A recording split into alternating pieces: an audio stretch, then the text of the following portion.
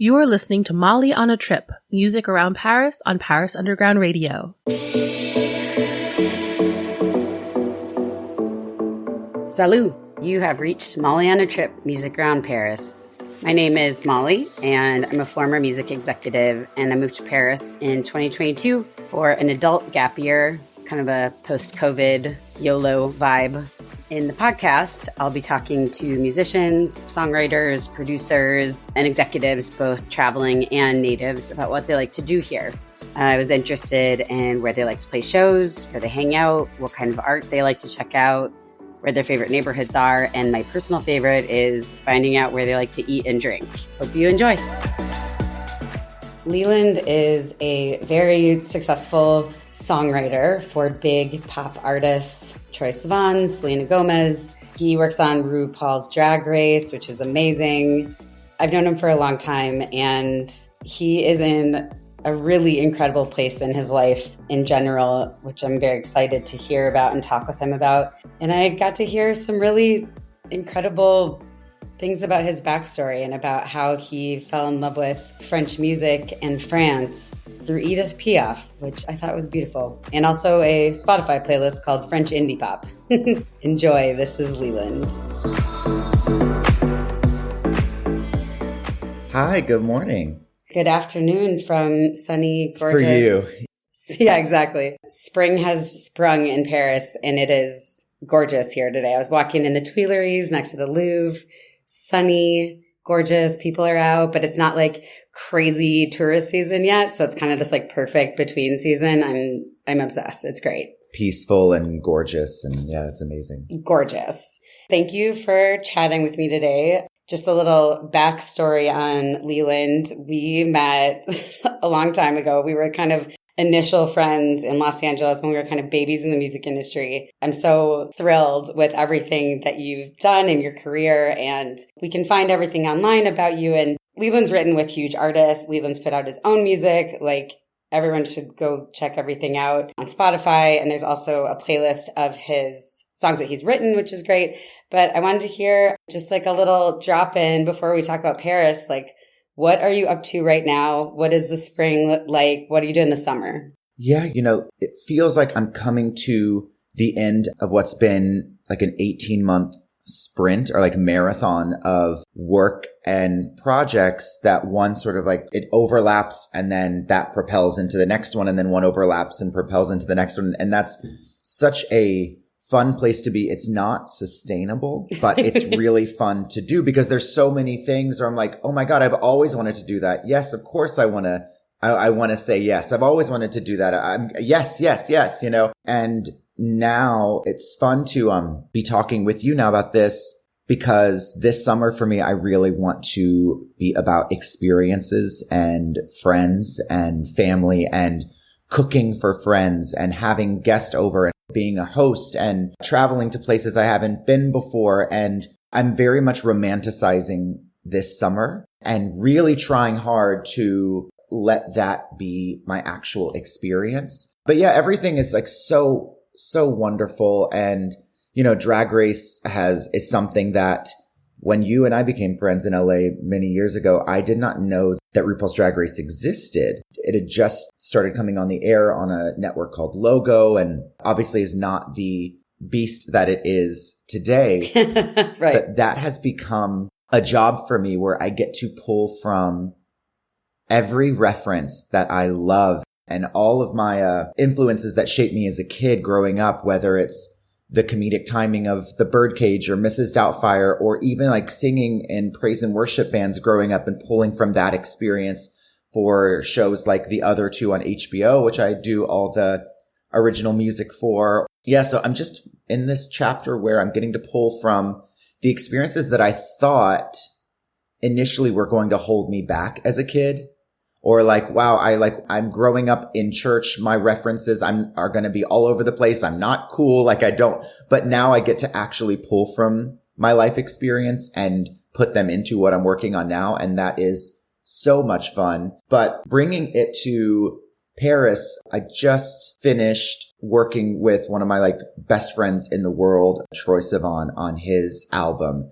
And it has been one of the most amazing experiences making it with him. I can only say that because I think he shared on Instagram a few things about like the era he's about to enter, the chapter that we're entering. And so we got to make this album all over the world. We had a little blip in Paris together. Wow. That felt more like an inspirational trip before we went to Stockholm to continue working on the album. And here's where there's going to be many times where you can correct my pronunciation, but we stayed in the La Marais district. You know that means swamp, by the way? I know. Yeah, just so you know. I did not know that. Do you know the origin of that? It used to be an actual swamp. It was a swamp, and that's why it was called that. That is so interesting, right? Yeah, that's so interesting. I did not know that at all. You don't think about, because to an American, it sounds so beautiful. Like, oh, the Marais. It just sounds so gorgeous and exotic. Just to find out, no, that means swamp. Got it. Okay. That's so funny. But yeah, we went and we didn't really do much writing in Paris, but we did just a lot of walking, a lot of really good food, a lot of just drinks and stumbling upon cafes. And we went to the Picasso Museum, which was amazing. To me, I'm so inspired by what you've done and the bold moves you've made, because I am absolutely a person that, again, like romanticizes and fantasizes about leaving it all behind and experiencing Paris and making new friends and getting an apartment and having this chapter of not knowing what's going to happen. To know that you did it and you were so brave, and I don't know if you like didn't think twice about it, but just to know that this is your experience and that it's been so fulfilling has been really inspiring for me, because we know how quickly time goes by. I don't want to work nonstop for the next 5 years of my 30s. And then I'm like, oh, I'm 40 and I like haven't had some of these experiences that now I'm able to, and I should have. But I've just been saying yes to work and not prioritizing life and experiences and having that balance. So it's very inspiring. And I know I'm the guest, but I would love to know what life has been like for you and what was the initial motivator to make that decision. You know, I think I realized that the things that we understand about how we relate to time and to work and to friends and to family and to food. You know, when you start traveling, you realize that's just the culture that you're around and that it's a choice. And I also realized from traveling that going places for a weekend, a week, even 2 weeks, 10 days, like you're not truly getting immersed in living somewhere else. And I started realizing that was super important to me, was to really push on those boundaries and try immersing myself somewhere else. And also realizing that there's going to be some things I might still lean American. And then there's certain things living in Europe and living in France that I absolutely love. And actually, you talking about your summer is both very European and very French in wanting to host people, wanting to share food and share wine and share conversation. That being a very, very high cultural value versus I know that you and I have sat around in the Soho House and heard people talk about something that they value and been like, that's not how I want to live my life. That's not my value. And I don't want that to define me as my value. Yeah. And I don't even mean that in a way that's like, I judge you for that. It's more like, that's just not for me. So I need to go surround myself with people that value the same things as me so that I can be reflected and refracted among a friend group where I feel really at home and really seen and really sharing. And the other thing that's been so interesting is like, I just was in the music industry for so long that basically all my friends are at home are in the music industry, which I love. And I love them. And like, I still go home and like break bread with them and I keep in touch with people and I miss them. But my friends here are everything. I mean, I have friends in perfume. I have friends that design shoes. I have like chefs, like private chefs, people in restaurants. I know these girls that like, they sell hot sauce and it's dope. And like, we're really surrounding our conversations and each other with just out of pure joy of the same things. And I think that can also happen in a music context. But I also think that being in a culture that chooses the value of people over the value of money per se, or the value of, I don't know, just sort of like getting in the trade magazines. It's just, for me, that just didn't end up, that carrot stopped being valuable to me. It wasn't my carrot anymore. I was like, I don't think I care about that. I can't take that with you to the next place, you know? Yeah. In your last moments, and think about the friends that you had and like the love that you had with the community. And I don't know, just for me, that's sort of, I wanted to change that. And I also think that creating a big shift, it's really challenging, I will say. I mean, it was like, I left all my friends, I left my house, I left my city, and I left my country, like all at once. But also, like, when you kind of throw a big shift in there, it forces you to reevaluate yourself. And there's something so cool about that. And I would also say that like 20s, 30s, 40s, like there's this point in adulting, I guess, where like it is actually important to do an audit on yourself and on your friendships and on your relationships with your family and be like, okay, so I did this a certain way my whole life. How do I want to do it now that I have all this information? And autonomy and experience. Yeah. It actually sounds like you're in that space right now. Yeah, that's I haven't heard it said that way. And that's so inspiring and nice to have checkpoints to, of course, you always want to look ahead, but I think you have to be at a pace where you can do that, you know, because here, and you know this, in LA, things move so quickly, but I will say, I feel like in a really wonderful way, I've got one foot in the music industry and one foot out.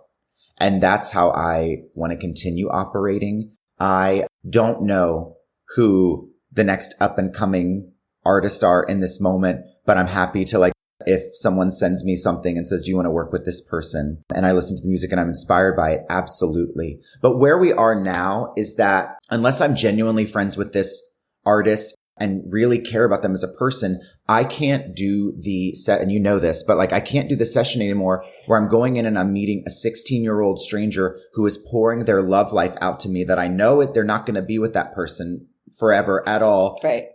And I have to convince myself to care and be in that moment and help them write this, where I'm like, you're not even going to be with this person. But I understand pulling from inspiration of what they're going through, but I just am not at that headspace where I can do that. And so for me, I am absolutely looking for experiences that are out of my comfort zone that make me like feel alive again, in the sense of like being scared in a good way. Hearing you say how you moved to Paris, I've realized I did that move once when I left Nashville and left my entire group of friends 12 years ago, left what was comfortable for me, left what was like safe, and moved to LA and went from having security to sleeping at a friend's apartment and not knowing what was going to happen. And just knowing that I needed to do it. This felt like the next step. So now I feel like I'm ready to have another one of those experiences that like shakes you. And now I get to do it in a different way. And that, let's say at some point in the next couple of years, if I do want to get an apartment in Paris, I can go and get an apartment. But I'm grateful for the struggling chapter when we knew each other and first became friends, and grateful for that hustle because I needed it then. I really did. But I prioritize, and I found friends here that prioritize dinner parties and that prioritize really having great conversations. One of my like questions is, if we're going out somewhere, great, but is the music too loud so that we like can't have a conversation? Because that's really what I want to have.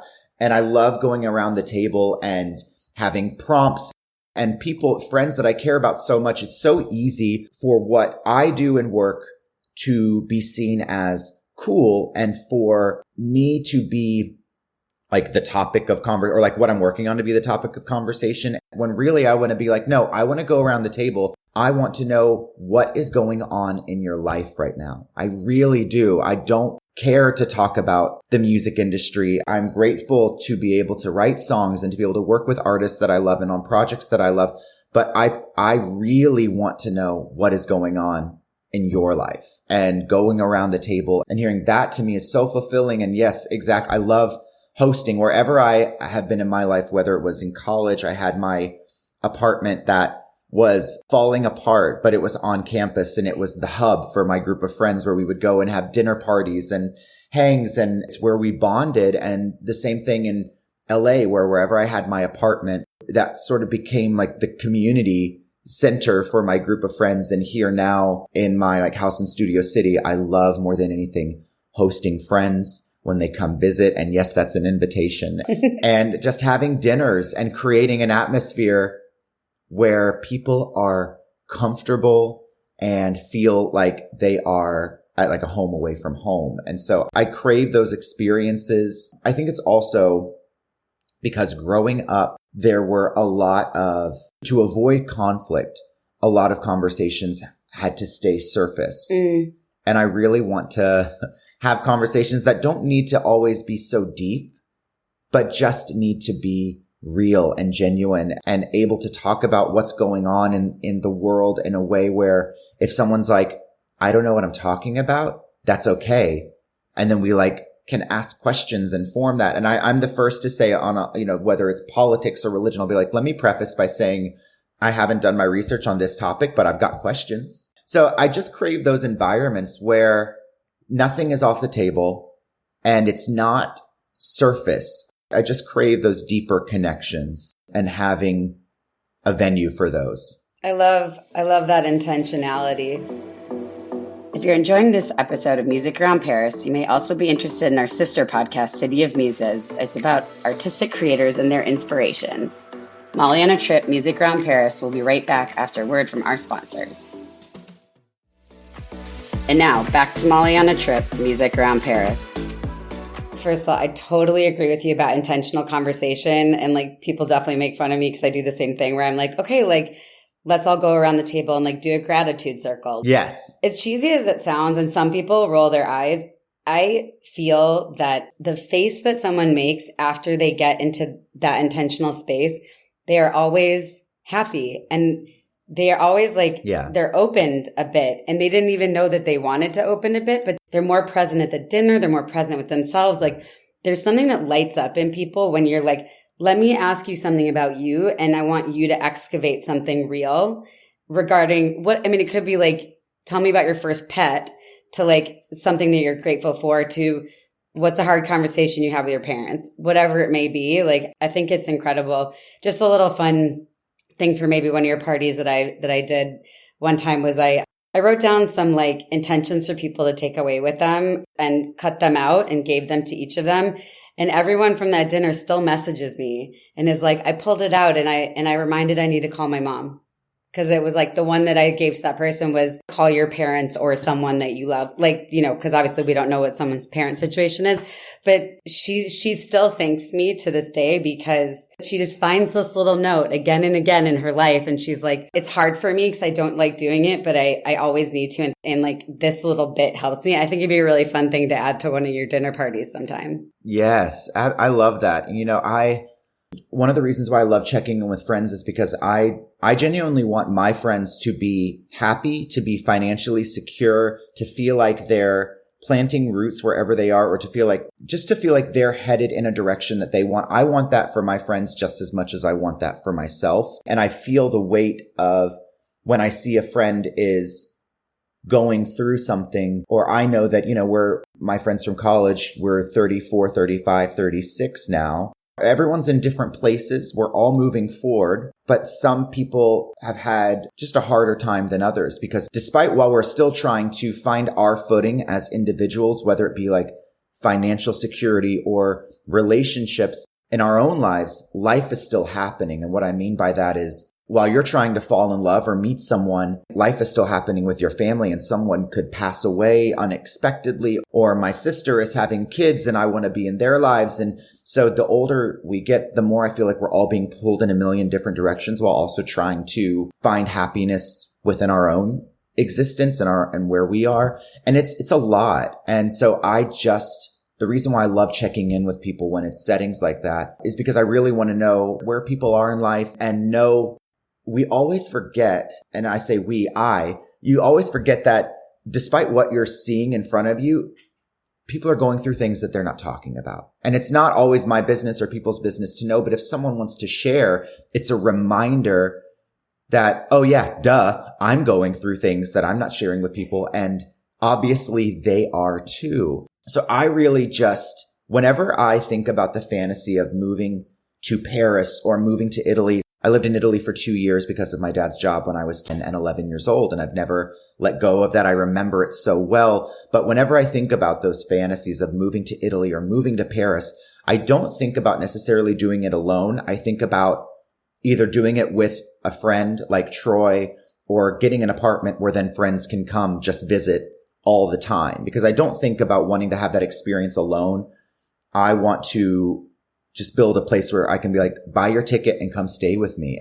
And yes, I think it's just that chapter of community building. And I'm curious. I'm so curious about things because there was this 10-year stretch where I kept my head down and just worked. And I got better at my craft. I expanded my toolkit, my skill set, and I've just kept my head down and worked for many reasons. One, to pay off student loans, to be able to buy a house, to be able to have financial freedom to fly my parents and grandparents out if they want to come visit. But doing so, I've kept my head down and just worked. And for example, I just did Coachella for the first time this year. Aside from 5 years ago, I went one night to see Beyonce, but I didn't have the Coachella experience of going the whole weekend. So this past time I went for the whole weekend and allowed myself just to give into the environment and the experience. But yeah, I feel like I'm behind on experiences. And I think some of that can come into being gay, in that I think I'm 10 years behind, and that's okay.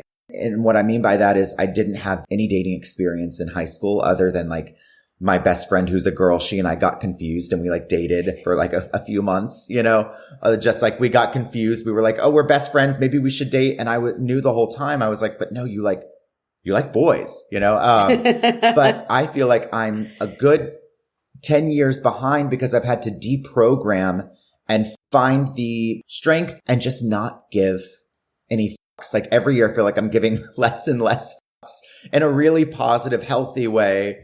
Yeah. Yeah. And so I'm not sad about it. Well, that's the carrot too. It's your carrot has changed. Yeah, exactly. So I feel, behind, but in a way where I'm excited. As your friend and as a human being on the planet, I'm thrilled to hear all this, because this is really just exciting growth in this post-pandemic world, in this era of Leland, in this era of your life. This all is great. Part of the reason that I thought to call you for this podcast, besides the fact that I love seeing you and always want to chat to you, is that we saw each other at that one Grammy party this year, and you were like, I have fallen in love with Paris. How did that start? When did you come and have that? Was it when you were young, or was it just recently? I know there's been a recent thing, but when did it start and how has it grown? I will say my initial love for Paris, all things Parisian, and France started when I was in college at Belmont in Nashville. And I remember being shown La Vie en Rose, the Edith Piaf biopic, played by Marion Cotillard. I'm hoping I pronounce her name correctly. But I had no clue who Edith Piaf was before I saw that film. And that film elicited this emotional response physically, I felt it in my body, where I was like, this music is tied directly to emotion. This music has some sort of, her voice and the way that she sang this music was so emotive. You felt and heard life in her voice, and struggle and pain. And I just never heard someone sing with that amount of conviction. And her story of perseverance and her upbringing and her addiction and her life cut short. It was all so tragic, but so beautiful. And to live a life that was so intense. But her music really just changed a lot for me, where I felt oh my gosh, I had no clue this existed. And that is, I boil it down to, of course, American ignorance, and but I'm so grateful that was my introduction to Paris. I have always been interested in archaeology and old churches, and I love sitting through a mass, and went to Notre Dame one time and sat in a mass there, and it was so gorgeous. I had a voice memo. I recorded a voice memo of part of the mass, part of the singing on my phone. And it was inspirational for a song that we did on Troy's album, Blue Neighborhood. The vocals and all that was super, super inspiring. That's never left me. And then during COVID, during quarantine is when everyone downloaded Duolingo. And I also had time to slow down and search. And I came across this playlist called French Indie Pop on Spotify. And it felt like this playlist was just made for me. And what's so nice is I still don't know what's being said in a lot of the songs, but I know how it makes me feel. And I know that I love the production. And so when I knew this trip was coming up last year, I started DMing some of the artists and producers from that playlist. And we were only there for 4 days. So I was only able to do one session with this duo called Napkey, Napkey, who are amazing. And I, found my way to their studio, and we had the best time. And I just had a million questions, and they had questions, and they were so warm and welcoming, and it was so inspiring. And the dynamic was, unless you want English lyrics, they were like, well, I think we're going to sing these in French. So then it was more so just about melodies. And it was really, instead of having to split my focus on the lyric, I got to be this channel of melodies over their music. And then they got to pick their favorite bits. And I'm not precious when it comes to writing. I'm like, I do not get my feelings hurt. I'm going to give you, if you want a million different melodies, take whatever pieces you want and go from there. Please don't feel like, because I've got these like pop hits or whatever that you need to use my ideas. I just want to participate. That's it, And so I have this dream still of doing that on a bigger scale, where I go to Paris for like a month and set up sessions with different Parisian producers and artists. I still really want to work with Angèle. Her voice is stunning, and I got to see her at Coachella, and that was so exciting. And she's such a pop star, and there's so much depth to her as an artist. And yet again, I don't know what's being said in a lot of her songs, but I don't care, because I know that it elicits sometimes more of a response in my body and emotionally than artists where I do know what they're saying. Yeah, that's a big deal. And so for some reason, there's just this strong connection. And yeah, I think too, I'm in this chapter where now I'm like curious. And now I'm like, oh, I wish I could go back to college again and pay more attention than I did the first time. I wish I could take piano lessons again and pay more attention I did than the first time. I want to take French lessons. I have this dream of writing a musical in the style of music and the orchestrations that Edith Piaf has in her music. I just find the culture, the people, the way of life, the architecture, I find it all endlessly inspiring. And I think if I was there, I would find something new every day to fall in love with. And so that's where my like love of Paris developed, was college, seeing La Vie en Rose for the first time. And I still am just as crazy about that movie and Edith Piaf, and learning as much as I can about her as I was when I saw it for the first time 12 years ago. I really hope you get to come back maybe this summer, just throwing it out there. If you enjoyed this podcast, you should check out our sister podcast on the network called Storytime in Paris, where authors of books inspired by Paris answer questions and read from their books. You can enjoy it on all the podcasting platforms. We'll be right back with Mollie on a Trip, music around Paris, after a word from our sponsors. And now, back to Mollie on a Trip, music around Paris. I think it would be so amazing for you to get to come and, whether it's the like Leland writing camp scenario somewhere, which would be fun and easy to set up, I'm sure. But what's so cool about what you're talking about too is that it's both an input and an output for you here. You're getting inspiration by just being in the culture. You're inspired by the melodies here. And I think if you came here, and this is something that's really rad, especially in the summer, like you walk around and there's just like music everywhere. Like the city is musical. There's musicians, there's music coming out of everywhere, but that also you have an input. Like you want to come and experience like writing and adding melody and like adding to the French musicians' musical culture and what they're making, which is, I think that would be like a really cool, just creative experience for you in a different culture. You can feel how this like lights you up. It does. And I also have learned too, and you know this, being in the music industry, but I've learned that you can be a fan of something and not have to participate in it. You can be a fan of something and just be a fan. So there are many instances where I'm like, yeah, I want to go there and just be a fan. I want to go to shows of like smaller bands and DJs and just be a fan and be inspired. But if it makes sense, I would love to participate, so I am very aware of that. And even here, there are artists where I'm like, I'm such a fan of that artist. If it makes sense for us to do something together, wonderful. If not, totally. I'm just happy to be a fan.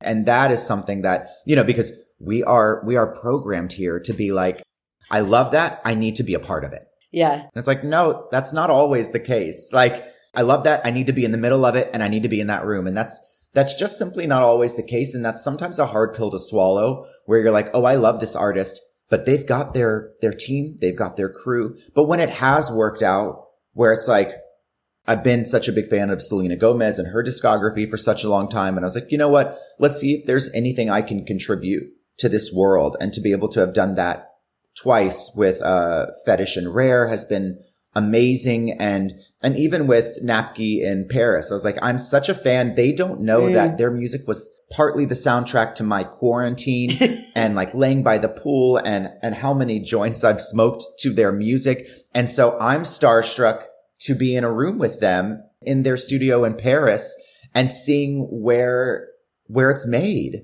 and how it's made and what their workflow is. And love that. Yeah. And so I don't feel this need right now to say, what is the next step up?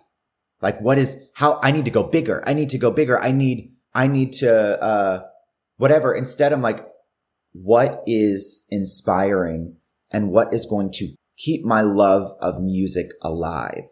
Instead of how can I make the most money and gain the most notoriety? I think now all I wanted was to be able to pay my bills and see my family whenever I want. And I can do that. And so now it's like reminding yourself, and I'm so grateful for therapy for this, of like being like, hey, you don't have to have the same mindset you had 5 years ago or 7 years ago when I was doing, 4 and 5 jobs and writing, doing 3 sessions a day and then catering on the weekends and doing all these things, which were so many fun experiences in that hustle. But that was that chapter, and it's okay to let that chapter go. That's gorgeous. And so now I just want to be curious and have experiences. Well, I love that. And my last question for you about Paris, what advice do you have for anyone visiting Paris? I would really say, do your homework to see if you don't know anyone in Paris, someone does, and connect with them.